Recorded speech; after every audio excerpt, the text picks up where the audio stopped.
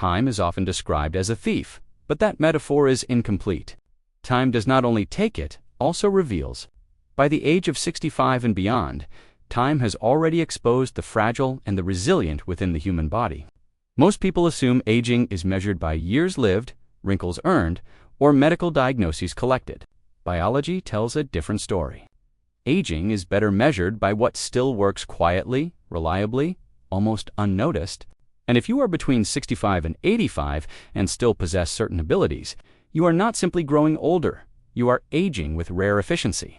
Physiological resilience is one of the quietest yet most powerful indicators of how well a person is aging, because it reveals how the body responds after life inevitably applies pressure. Stress, whether physical, emotional, or environmental, is unavoidable across decades. What separates accelerated aging from intelligent aging is not the absence of stress, but the speed and quality of recovery that follows it. In later life, many bodies remain trapped in a prolonged state of repair, where inflammation lingers, energy stays low, and the nervous system never fully returns to baseline. When resilience is preserved, the body still knows how to close the stress response once its job is done. At the cellular level, this ability reflects systems that remain responsive rather than exhausted. Proteins are repaired efficiently instead of misfolding and accumulating. Cellular waste is cleared rather than stored. Immune responses activate precisely and then stand down, instead of remaining chronically alert. This precision matters because long-term inflammation slowly damages blood vessels, nerves, and organs. A resilient body does not overreact, and it does not underreact. It responds proportionally, conserving resources while maintaining protection. The nervous system plays a central role in this balance. Each stressor triggers signals designed to protect survival, but those signals are meant to be temporary. When the system resets effectively, heart rate slows, breathing deepens, digestion resumes, and sleep restores the brain. Many age-related conditions emerge when this reset mechanism weakens. The body begins to treat ordinary demands as threats, keeping stress hormones elevated and repair processes suppressed. Resilience is the ability to exit that state, to move from alertness back into restoration without conscious effort.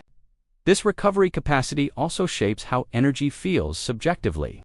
People with preserved resilience may still feel tired, but fatigue does not define them. Their strength returns after rest. Their clarity returns after strain.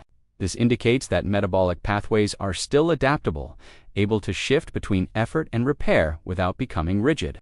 It suggests that blood flow adjusts properly, that tissues receive oxygen when needed, and that hormonal signals remain coordinated rather than chaotic. Perhaps most importantly, physiological resilience protects identity. When recovery is intact, individuals are not constantly reminded of their limitations. They trust their bodies again after disruption. They do not fear minor setbacks because experience has taught them that equilibrium will return. This trust reduces anxiety, which further lowers stress load, creating a reinforcing cycle of stability.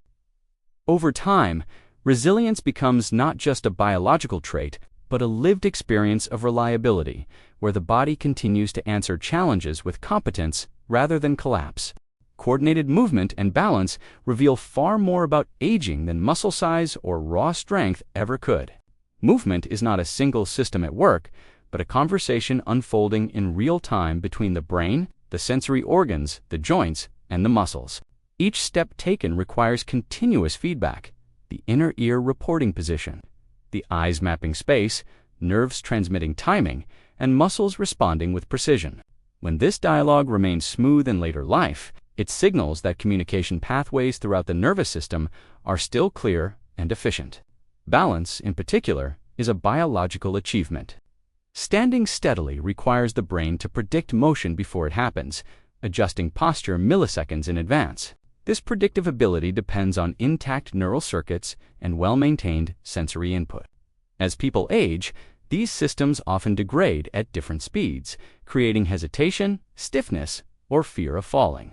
When balance is preserved, it suggests that the brain is still integrating information accurately rather than compensating clumsily.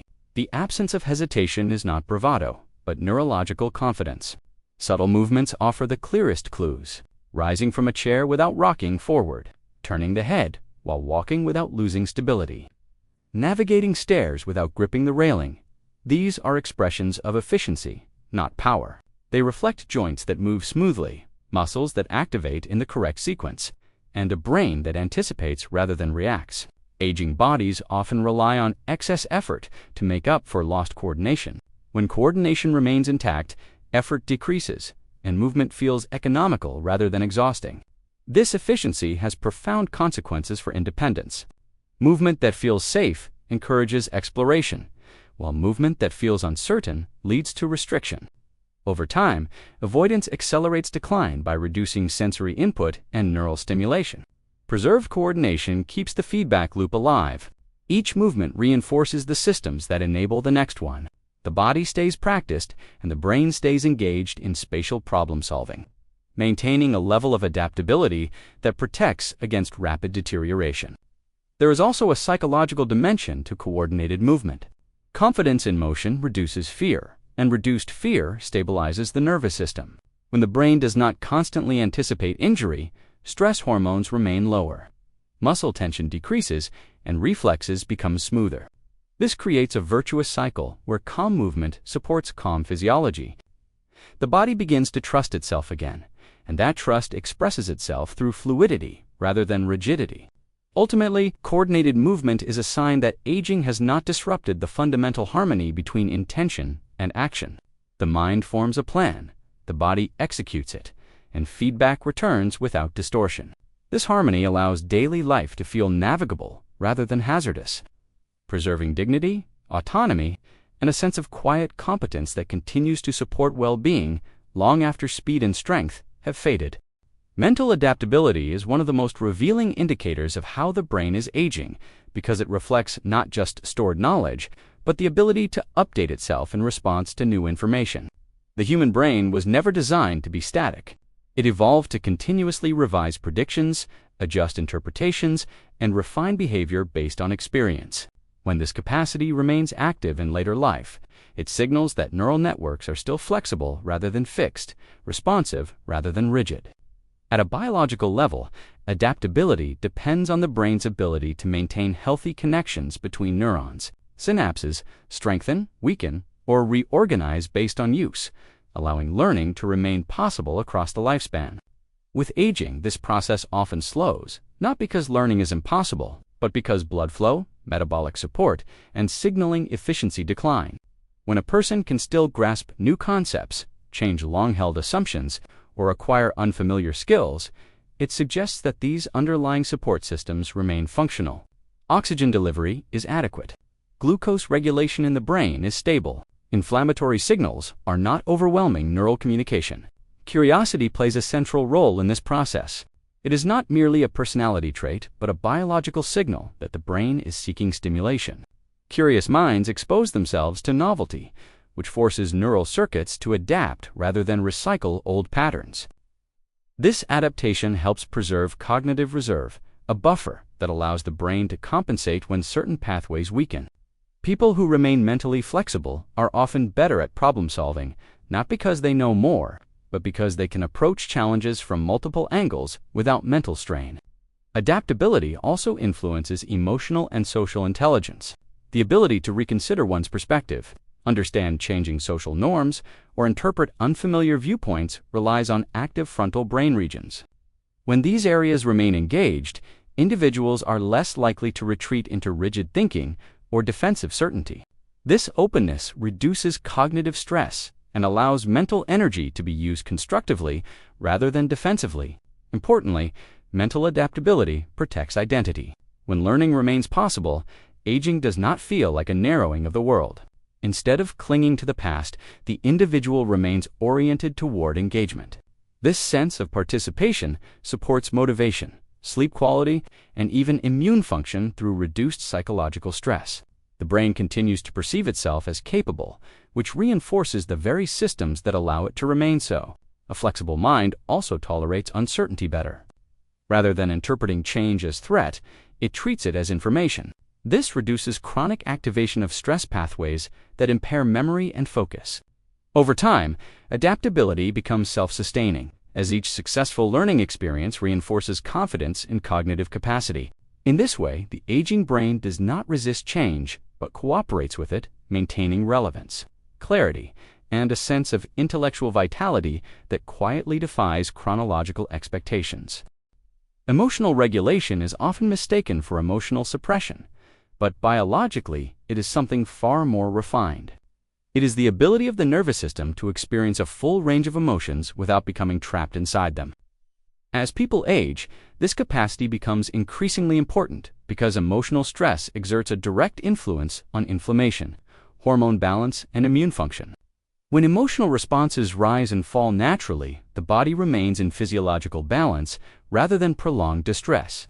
This stability depends on healthy communication between the emotional centers of the brain and the regions responsible for reflection and restraint.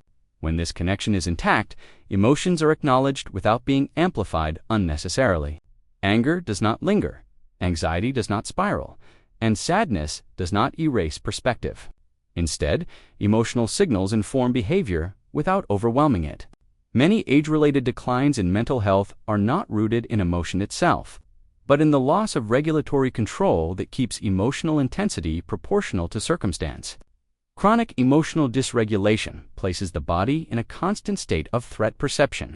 Stress hormones remain elevated, sleep becomes fragmented, and recovery processes are suppressed. Over time, this state accelerates physical aging by impairing tissue repair and weakening immune defenses. In contrast, emotional steadiness reflects a nervous system capable of shifting out of alert mode and back into restoration. The body learns that not every challenge requires maximum response. There is also a deep relationship between emotional regulation and self-compassion. Individuals who regulate emotions well tend to interpret internal experiences with less judgment. This reduces internal conflict and conserves mental energy. Instead of resisting discomfort, they allow it to pass through, which shortens its physiological impact. The nervous system responds favorably to this acceptance, lowering overall stress load. Emotional balance also supports social connection. When reactions are measured rather than impulsive, relationships remain stable and supportive. Social stability further reinforces emotional health through hormonal pathways associated with trust and safety. This creates a reinforcing loop where emotional regulation strengthens connection and connection stabilizes emotion. In later life, this ability becomes a form of quiet strength. It allows individuals to face loss, change, and uncertainty without being consumed by them. The nervous system remains responsive but not reactive, present but not overwhelmed. This equilibrium supports not only psychological well-being, but the biological systems that depend on calm signaling to function optimally across the later decades of life. Purpose-driven energy is not the restless urgency of youth, nor the pressure to remain constantly productive. It is a quieter form of vitality that reflects how efficiently the body converts resources into usable energy, and how meaning directs that energy toward engagement rather than exhaustion. In later life, many people consume adequate nutrition, yet feel persistently drained. Not because fuel is lacking, but because the biological systems that transform fuel into cellular work have become inefficient or misaligned. At the cellular level, this efficiency depends on mitochondrial function. Mitochondria are not static power units. They adapt to demand when a person has reasons to move, think, and connect. These organelles receive consistent signals to remain active and responsive. Purpose creates rhythmic demand, which encourages balanced energy production rather than sporadic surges followed by depletion. Without this rhythm, energy systems downshift, leading to fatigue that feels both physical and existential. This form of energy is closely tied to hormonal coordination. When daily life includes intention, the body regulates stress hormones more precisely, avoiding chronic elevation that drains reserves. Sleep improves, appetite stabilizes, and recovery becomes more complete. The individual wakes with a sense of readiness rather than resistance. This readiness is not excitement, but availability, the feeling that energy can be accessed when needed. Purpose-driven energy also influences movement and cognition. When energy is directed toward meaningful action, muscles activate more efficiently and attention sharpens naturally. Tasks feel less burdensome because motivation reduces perceived effort. The nervous system interprets engagement as safety rather than threat, allowing physiological systems to cooperate instead of compete. This cooperation conserves energy at every level, from muscle fibers to neural circuits. There is also a protective effect on identity.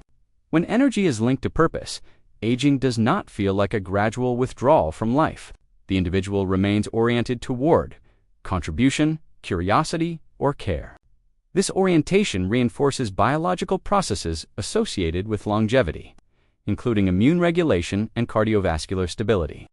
Over time, energy becomes less about quantity and more about direction, flowing toward what matters instead of being scattered by obligation. In this way, purpose acts as both a psychological compass and a biological stabilizer, sustaining vitality through alignment rather than force.